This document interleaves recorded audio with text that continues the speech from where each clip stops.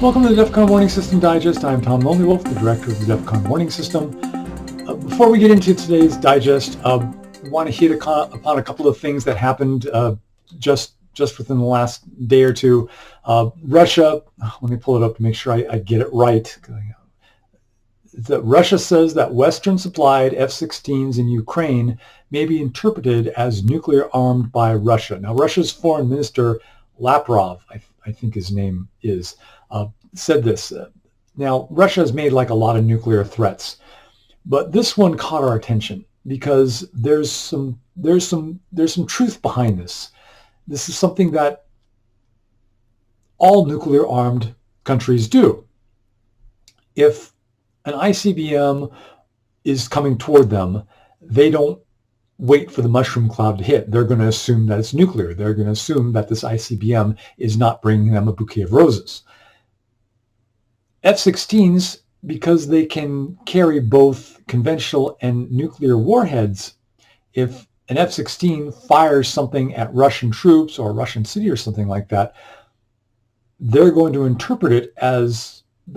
possibly interpret it as a nuclear weapon as opposed to just sitting and waiting for it to happen. And this could spark a nuclear response. Now, most reasonable people, let me say all reasonable people do not believe that if an F-16 fires off a missile in Ukraine, that Russia is going to interpret it as nuclear. Even if F-16s were to fire something, into Crimea or even into Russian territory, they're not going to just launch their ICBMs at the United States. That no reasonable person is going to do that. The thing is, we're not sure that Putin is operating as a fully rational person. We believe that 90% of him is rational. What worries us is the other 10%. Russia, as we've always said, is paranoid about invasion. They're paranoid about NATO. And the problem with paranoids is when they get an actual real enemy, which is what NATO is. Because NATO is encroaching on Russia. NATO is going past the agreed upon limits that NATO said we won't get any closer to Russia. Well, now Russia is pretty much, NATO is up to Russia's borders. Now we're adding Finland and Sweden and now they're talking now they're talking like Ukraine is actually going to become part of NATO once the war is over and some time has passed and security guarantees and all that. So now NATO is right smack on the border of Russia. And with Russia as paranoid as it is, yep, they've got real enemies. And like I said I think the digest just before, that, Russia's got a serious weed up its butt and a legitimate gripe. So when Russia starts saying that, we could interpret these missiles as nuclear, that's a threat we need to look at. That's not an empty threat. They really could interpret these missiles as nuclear, especially if they see a bunch of F-16s coming at them and they're not exactly sure where they're going to. We've seen them talk about NATO troops or Ukraine forces coming up to Russia and invading Russia. So they start seeing some F-16s heading toward the Russian border. What's to stop them from thinking, okay, the invasion has started. Okay, these guys are nuclear armed. Remember, we're not talking sane people here. We're not talking rational people. We're talking when paranoia just takes over. And it's that 10% of Vladimir Putin, and now Vladimir Putin's paranoia has infected a lot of other people in Russia. I'm not saying that it's just Vladimir Putin himself. A lot of Russians have this paranoia, so this is not something unique to him. So this statement by the foreign minister caught our attention. Usually we just blow stuff off, especially from Medvedev. I'm really slaughtering his name. I don't have it in front of me. If I had it in front of me, I could pronounce it correctly. But that guy, Dmitry Medvedev, whatever, he's always blustering about nuclear threats. But this foreign minister guy, this caught our attention. We listened to this guy because what he said has a ring of truth to it. The other event that happened was that the United States is going to add 3,000 more troops to Operation Atlantic Resolve. Why they're doing it, there's an exercise. I understand there's an exercise that's going to be going on, but this call-up does seem to be an augmentation of troops. Why they're doing this? Well, because of what's going on, with Russia and Ukraine, and it's something else of note. We're not seeing massive troop movements or anything like that. 3,000 troops doesn't mean a whole lot. They're certainly not going to be going into Ukraine. These aren't going to be little green men or anything like that. But it's something a little more, and it's certainly something that's going to catch Russia's attention. So we're seeing these micro steps, up Khan's ladder of escalation and things like that. So these are things that caught our attention. These are things that we think the public should be aware about. So we've tweeted these things out. We don't tweet a whole lot. We ran a poll. Do you think we tweet too much, too little, or just right? And the majority does seem to say we tweet out just enough. A lot of people don't like to see an active DEFCON Twitter, because when we're active, that means something horribly has gone wrong. So I guess that's kind of where we're sitting at with our tweets. That's why we don't really tweet out that much. So this DEFCON Digest is going to be kind of like preaching to the choir. So if you followed us for a little while, we're going to be telling you stuff that you kind of already knew. So I know I'm kind of like convincing you not to watch the rest of this video, that kind of goes against our viewed hours and things like that. But YouTube doesn't pay us for any of this stuff because their requirements are just ridiculous, and we don't spam stuff on Twitter, and we don't spam stuff on YouTube. So we're never going to hit their advertising thresholds and things like that. So we're never going to make any money off of this. So we're not really interested in making money. We're interested in getting out information to you. So, but the subject of this, how far am I into this before I finally get to the subject? The subject of this is, what is the mission of the DEFCON Warning System? See, preaching to the choir. If you followed us for a long while, you already know what our mission is. But for those of you who have just joined us in the last few months and stuff, you may not be quite sure what we do. And there's some controversy out there as to what the DEFCON Warning System is. A lot of people believe, we're doom porn. We're just spitting stuff out. We're rah-rahing for, nuclear war and things like that. No.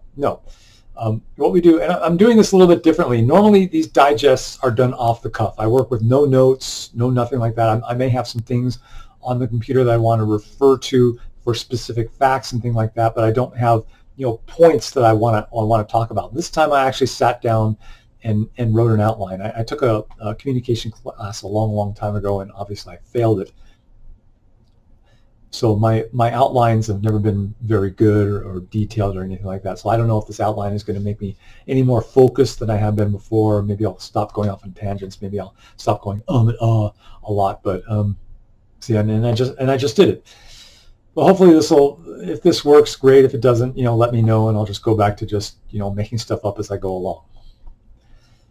Playing it, but no, let me rephrase that, because somebody's going to latch on this. You always make up stuff as you go along. You don't know what you're talking about. What I mean is that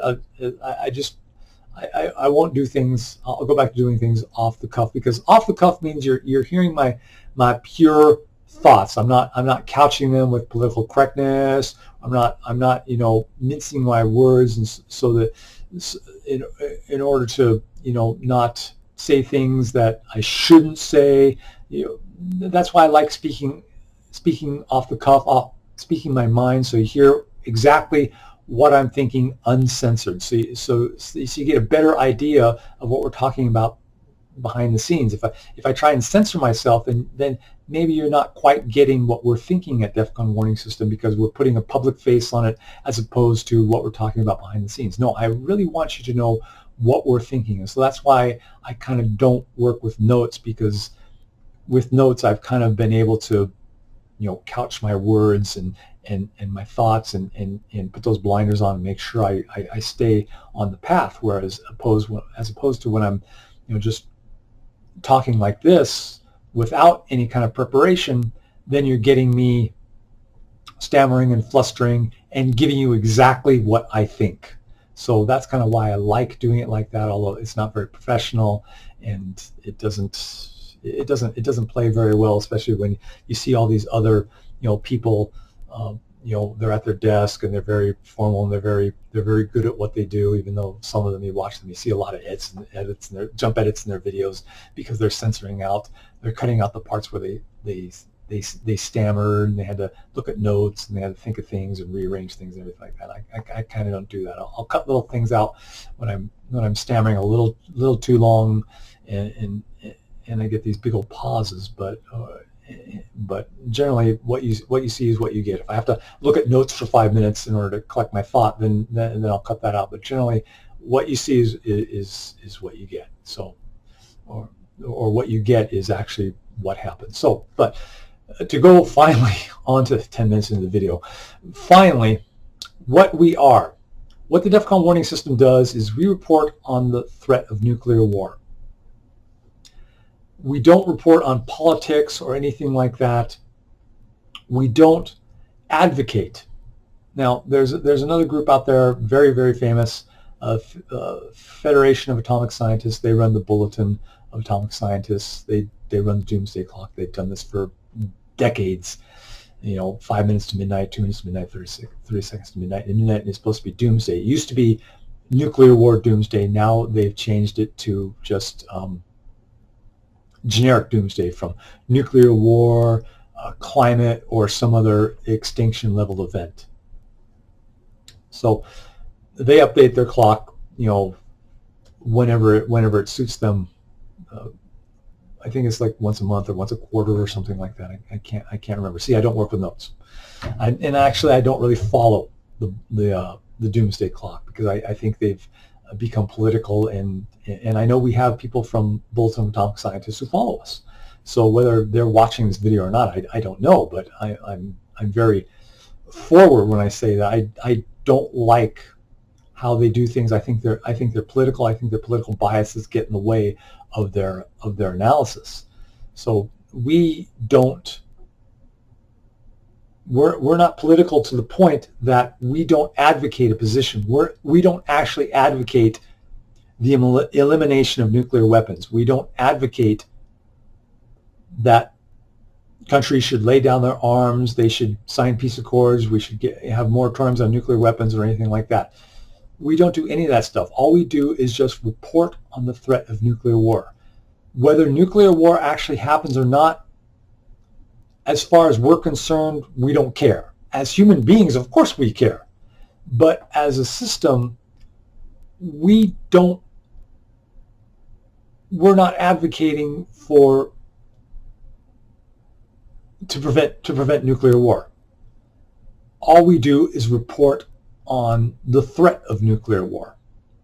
And that keeps us, and I like to think that keeps us pure in our reporting, because that means we're not going to word our reports, or we're not going to couch our reports in order to try and influence people in that they need to do something in order to prevent this country from invading another country, or these leaders from escalating a conflict that's already going on, because that would affect that will affect our reporting. So that's why we focus only on the threat of nuclear war, not whether nuclear war is good or bad.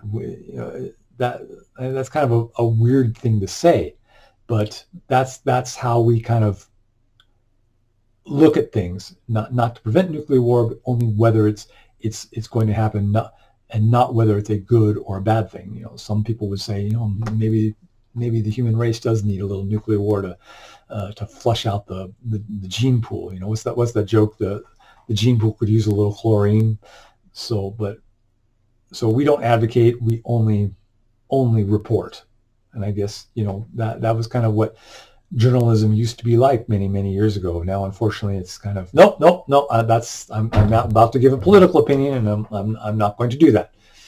So we're journalists. We only report on the threat of nuclear war.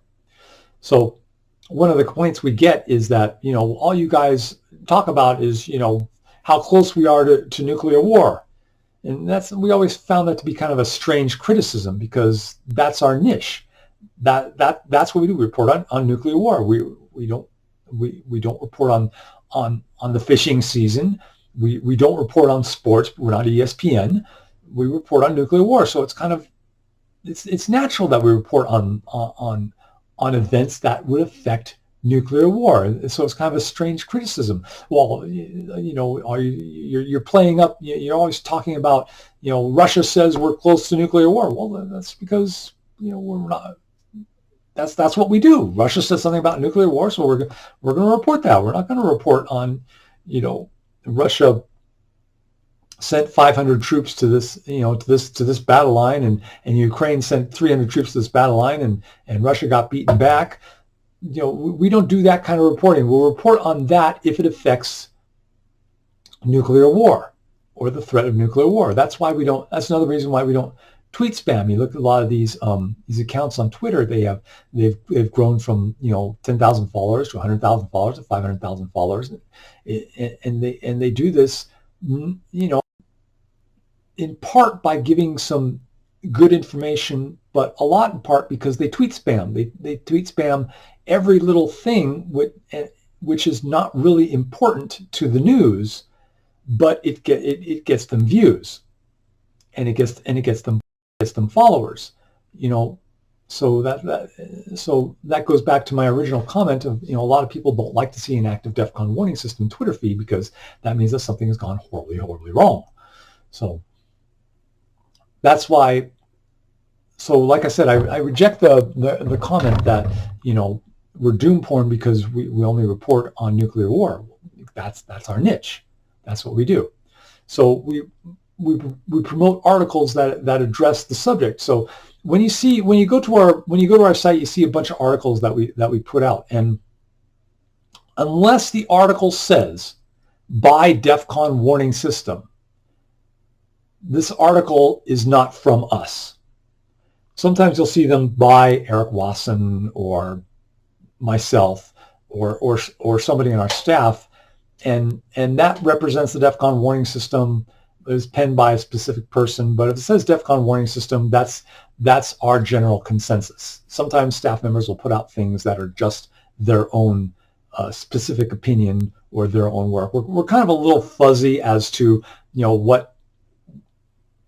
When someone is an author of a specific article, when someone specifically authors an article like myself, is this representative of DEFCON Warning System or is this representative of the individual person? So we're a little fuzzy on that. So don't hold me down to that kind of definition. But when it says DEFCON Warning System, that's from all of us. But if it doesn't say from a staff member or from DEFCON Warning System, that is the reporting from the person who is reporting it, and we gather our articles from a lot of different places. We gather it from Newsweek and Time and National Interest and Yonhap and a bunch of other places, and those articles represent their own editorial opinion, because unfortunately journalism isn't journalism anymore. A lot of the media have injected their own opinions. So now I got to say these articles represent the opinion of the writer, the position of the writer. So just because we put it out there doesn't mean we're advocating a position. This is just what they're saying. We try to present both sides. And unfortunately, a lot of media is just one side. But when it comes to covering nuclear war, it tends to be a little bit on the other side because of the subject matter. So we try and do both ways. We also actually try and get articles from the other side, meaning Russia and China, and if we could get some from North Korea, we put those on there too. But the problem is a lot of those countries, those aren't articles of propaganda. China is all propaganda. The government controls their media. North Korea is absolutely all propaganda. The government absolutely controls their media. Russia, the government controls the media, not like China and North Korea do, but they're in control of the media now more so than before. So we have to be very careful about the articles that we post. I think we've actually posted something from Russia today, but yeah, that's a very propaganda site. But we do try and look for those articles. So if you know the articles, so I'll put this out there. If you find articles that you think would be of interest to us, let us know. We'll look over and if we find that they're interesting and and they're neutral enough, or they present a position from a government that is an opposite position that has been presented in Western media, because unfortunately most of our media comes from the West. We'll happily present it. We want to give both sides. We just ran an article. In fact, the last DEFCON Warning System Digest was an article from a Russian. I don't have the name in front of me, so don't make me try and remember what it was. And we posted it because it was a very interesting look at how Russians saw this. And we think this is very important, because when it comes to politics and war, it's really never one-sided. There's the other guy always has a position. He has a reason for what he's doing, a belief in what he's doing. You know, Hitler thought he was doing the right thing. Vladimir Putin thinks he's doing the right thing. I should have used the country's name. Germany in World War II thought they were doing the right thing. Russia thinks they're doing the right thing. Every country thinks they're doing the right thing, and it's helpful to understand what they're thinking, especially because it'll help you understand what the next thing they're going to do. So if they start writing in very paranoid ways, you know the next thing they're going to do is going to be several steps up, as opposed to someone who takes a rational approach and may only take a single step up. So it's very important to know what the other guy's thinking. So that's why we're very interested in getting articles from other places. So, but I want to answer some of the criticisms that we get from people out there who say, you know, we are like I said, we are not doom porn. We're not looking forward to World War III. Nobody here wants to see nuclear war. A lot of our staff members will die in a nuclear exchange. If World War III happens, most of our staff members will die. I will not. I am far enough away from a target area. Unfortunately, if the radiation, there's two models for radiation. One blows right over me and one goes south. So depending on which model is correct, I'll either get it or I won't. So I'm certainly not looking forward to nuclear war either. So get rid of the idea that we're all looking forward to it. No, we're not. We don't want it to happen.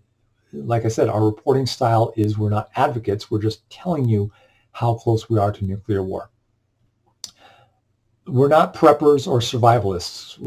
You know, we see value in preparation for nuclear war. We've run an article that says you can survive nuclear war. We don't believe that nuclear war is unsurvivable. The science is not behind the idea that nuclear war is not survivable. Some people make the argument that you wouldn't want to survive nuclear war. Well, it depends on how well you're prepared. If you're close to a city and you're not going to be, you know, instantly killed, you know, maybe you don't want to survive nuclear war, because dying of radiation is a really, really bad way to go. It's actually one of the worst.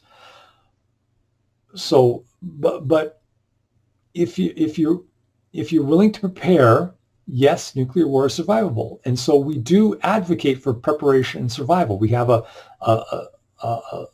link on our site for nuclear war survival gear. It's linked to Amazon, and full disclosure, we do get royalties or revenue or whatever they call it if you click on that link and follow that link and then buy your stuff through Amazon. So that's how you can help support our site. If you're going to buy stuff at Amazon, go ahead and use our link. It's called Emergency Supplies. If you go to our community forum, you can see a link to it in the upper right hand corner. It says DEFCON Warning System Emergency Supplies. So that's our little plug, you know, because we do need money to run the site and stuff like that. But we also have an emergency preparedness section where we talk about emergency preparedness. We talk about, you know, how to build shelters and supplies that you need to have in order to survive. So while we're not preppers or survivalists, we do believe in preparation and survival. So we have tried to link up with some survival sites who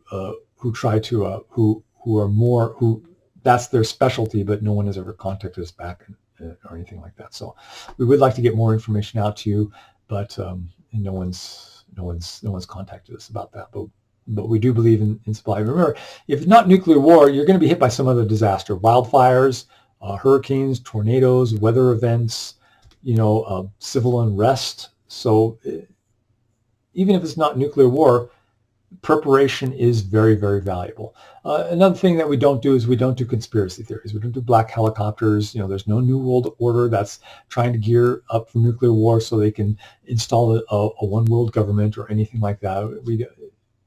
We deal in facts. Now we understand that because of the nature of trying to guess what's going on in the White House or the Kremlin or in Beijing or Pyongyang or anything like that, we have to make some guesses as to what's going on. We have to look at things, from, is this agent a double agent, or is he actually giving us information from the inside? We have to look at, some outside sources, but we don't do conspiracy theories. This isn't one of those sites where we think the Martians are going to come, or Planet X, or anything like that. And like I said, no New World Order is getting ready for World War III. We deal only in facts and verifiable or trustworthy or sources that have some reasonable chance for being real. So that's what we do at the DEFCON Warning System. So if you've ever been confused as to what we do or what we are,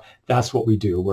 We report on the threat of nuclear war. That is our focus. That's why we don't do military maneuvers or defense development or things like that. We have little sections on our website that do talk about that stuff because it's interest to our community, and knowing defense development and things like that does play into our analysis and things like that. But that's not something that we focus on like some of these other sites do. We strictly do nuclear war and its threat and how close we are.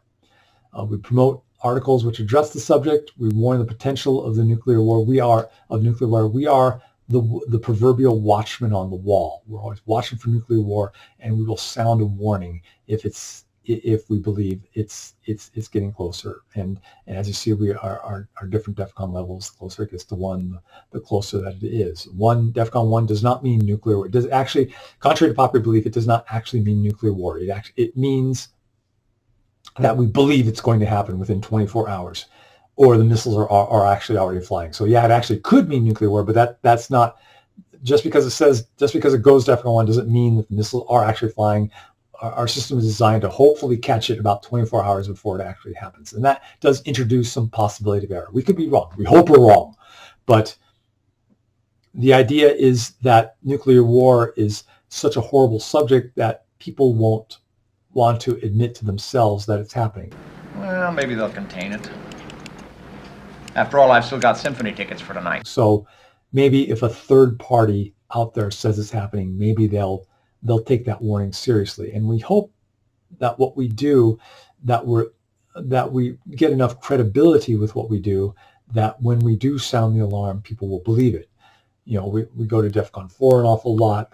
Don't worry about DEFCON 4. That just means there's something going on. You need to kind of keep an eye out, but it's really not that big of a deal. DEFCON 3, okay, something's going on. This could go either way. Back when the Ukraine war started, NATO was saying and doing a lot of things that made us really nervous. Nobody knew what Russia was going to do. Nobody knew how far Russia was going to go. Nobody knew what Russia was going to do to accomplish their goals, and NATO just got all kinds of nervous. So we got all kinds of nervous, and so we went to yellow for a little bit because people could misinterpret things, and that's kind of what scared us. DEFCON 2, we've never gone to DEFCON 2. DEFCON 2, that's kind of like there's a possibility of nuclear war. We've never hit that. DEFCON warning systems never hit that. Certainly, the United States went to DEFCON 2 during the Cuban Missile Crisis, but we never have. We've been around since 1984. So during that time, we never have. But so that's how our system works. We sound a warning when necessary. We have a community forum where you can interact with us. Our staff members do interact in the community forum, so you want to talk to us, that is the place to do it. We can't give individual briefings to people, so don't send us private messages or emails or things like that. That's not possible for us. But come to the community forum, interact with us. We get a lot of our intel in the community forum because a lot of these intel accounts, well, they have their own way of doing things, and what we do is we scan all these intel accounts and then we just compile it all on our community forums. The same thing we did during the Fukushima event. There were a lot of places giving different radiation readings, and what we did is we compiled all of them into a single source. So that's kind of what we do with if there's ever a radiation event or a nuclear war, we'll give radiation readings. We'll compile all the radiation readings from all the different places, and we'll put it in one-stop shopping place. That's what we kind of want to be, the one-stop shopping for your nuclear war news. What a cheerful subject. So that's what we do. Hopefully I've cleared up some misconceptions about what the DEFCON warning system does. Remember, because we have to kind of guess as to what is happening, there's always going to be some room for error. If more likely than not, things are going to calm down, but you got to take the warning as it is. It's better to be prepared and nothing happen than not be prepared and something happens. So I hope I addressed some of the misconceptions out there. I hope you understand more of what the DEFCON warning system does. If you have any questions, please come and visit us on the community forum. You have to register in order to post. We don't sell or give out your email address. It's all nice and secure and things like that, but we do require you to register because that tells us that you're serious about our questions, about the questions you ask in your interactions. Fly-by-night guests who post without registering, they're fly-by-night. They don't really care about what they're saying or asking, so neither do we. So that's why we ask people to register. Please support us by coming to our website, turning off your ad blockers. Please support us by viewing us on YouTube, subscribing, and follow our link on Amazon and buy stuff through there. If you can buy stuff through Amazon, I actually hate saying that. It sounds like I'm shilling. It sounds like I'm begging. It's just that we need money to run the system. Unfortunately, it costs us money. So this is how we do it. I'm sorry, but there it is. So anyway, thank you for joining us on the DEFCON Warning System Digest. If you have any suggestions for any future DEFCON Warning System Digest, let us know. We're always looking for ideas on what you want to hear from us. Again, community forum is great. We have a suggestions and comment place. That's a great place to make your suggestions. I'm Thomas Lonely Wolf, the director of the DEFCON Warning System. Thank you for joining us.